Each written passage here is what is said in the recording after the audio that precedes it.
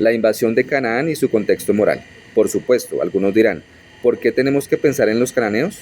Después de todo, esa invasión tuvo lugar siglos antes del comienzo del cristianismo, por lo que difícilmente es relevante para el tema del enfrentamiento entre el nuevo ateísmo y el cristianismo. Bueno, es cierto que la invasión de Canaán es históricamente hablando precristiana. También es cierto que existen importantes distinciones entre el Antiguo Testamento y el Nuevo. Por ejemplo, el Antiguo Israel era una teocracia, una nación física que según la Biblia fue escogida por Dios como testimonio principal y especial de él en el mundo. Actualmente no existe ninguna nación así porque, como hemos visto, Cristo aclaró a Pilato que su reino no era de este mundo, por lo que sus siervos no lucharían. Por esta razón, los mandatos específicamente cristianos son diferentes de algunos de los que encontramos en el Antiguo Testamento. Sin embargo, aunque existen discontinuidades entre el Antiguo Testamento y el Nuevo, queda igualmente claro que también hay continuidades. En particular, la Biblia nos enseña que solo existe un Dios. No hay dos, uno en el Antiguo Testamento y otro en el Nuevo. Tampoco hay dos series de mandamientos morales. De una forma u otra, cada uno de los 10 mandamientos, a excepción de la ley del día de reposo, se repite en el Nuevo Testamento para los cristianos. Así pues, los nuevos ateos tienen razón cuando consideran que la descripción del Antiguo Testamento hace la naturaleza de Dios que es pertinente para el debate. Antes de entrar en detalle acerca de la invasión de Canaán, debemos desechar una idea. Solo por el hecho de que un incidente aparezca recogido en la Biblia no quiere decir que Dios o cualquier otra persona lo apruebe. En ocasiones, lo que sucedió simplemente se recoge sin ningún tipo de comentario moral. En otras, como en el adulterio del rey David con Betsabé, se menciona primero el incidente y el comentario moral negativo llega más adelante. Sin embargo, este no es el caso de la invasión de Canaán. No está relatada con alguna parte recóndita de la Biblia, sin ningún comentario moral. Todo lo contrario. Las instrucciones dadas a Israel sobre lo que debería hacer con los cananeos al entrar al territorio se encuentran en uno de los principales libros del Antiguo Testamento dedicado a asuntos de ética, moralidad y justicia. De hecho, dedicado a las leyes morales que acabamos de exponer. Es el libro de Deuteronomio, el libro que dice que Dios hace justicia al huérfano y a la viuda y muestra su amor al extranjero dándole pan y vestido. Para expresar el concepto de forma más clara, la Biblia no tiene problema en yuxtaponer la orden de invadir a los cananeos, aunque esta acción parezca entrar en conflicto con la comprensión bíblica de la justicia. Esa circunstancia se produce por una razón. Según Deuteronomio, la acción ejecutada contra los cananeos era moralmente justificable. La base de esta declaración aparece explícitamente. Es a causa de la maldad de estas naciones que el Señor las expulsa de delante de él. Ahora bien, antes de descartarlo, como hacen los nuevos ateos, como un ejemplo de encubrimiento de algo que no es otra cosa que una brutal limpieza étnica, debemos darnos cuenta de una serie de cosas.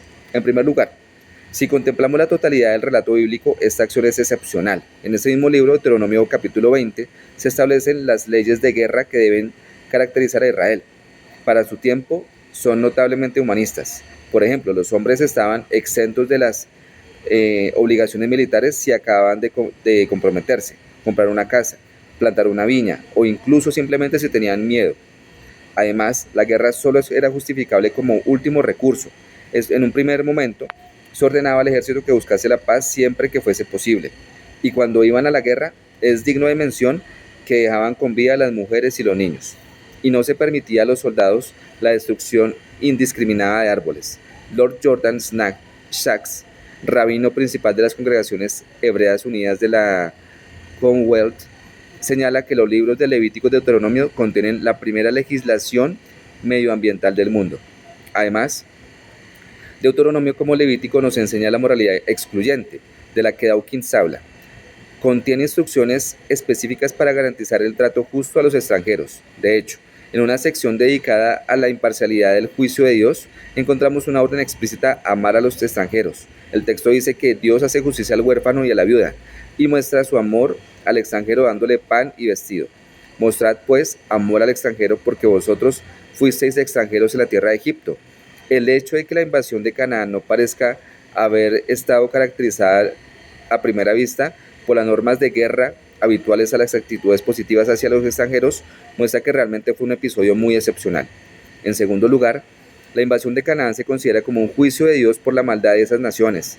Toda acción abominable que el Señor odia Ellos lo han hecho en honor de sus dioses, porque aún sus hijos y sus hijas queman en el fuego en honor a sus dioses. Es decir, esas tribus practicaban una forma de idolatría particularmente cruel y brutal, que no solo quebrantaba los 3 primeros de los 10 mandamientos, sino que también incluía el más horrible de los rituales paganos, el sacrificio de niños, una de las prácticas más degradantes que hayan existido jamás. En tercer lugar, Dios había sido paciente durante varios siglos con las tribus que llevaba a cabo esas prácticas malvadas. De hecho, en la famosa visión de Abraham, tuvo sobre su posteridad, se le dijo que sus descendientes pasarían 400 años en una tierra que no es suya, Egipto, antes de ser llevados a la tierra de los amorreos. La razón que se les da es que hasta entonces no habrá llegado a su colmo la iniquidad de los amorreos.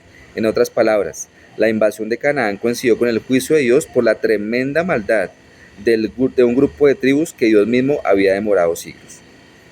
En cuarto lugar, la invasión no debía basarse en ningún sentimiento de superioridad moral nacional. De hecho, Dios advirtió explícitamente al pueblo de Israel de los peligros de esa actitud. No digas en tu corazón cuando el Señor tu Dios lo haya echado delante de ti. Por mi justicia el Señor me ha hecho entrar para poseer esta tierra, sino que es a causa de la maldad de estas naciones que el Señor las expulsa de delante de ti. Nos veremos pronto, un abrazo gigante y bendiciones.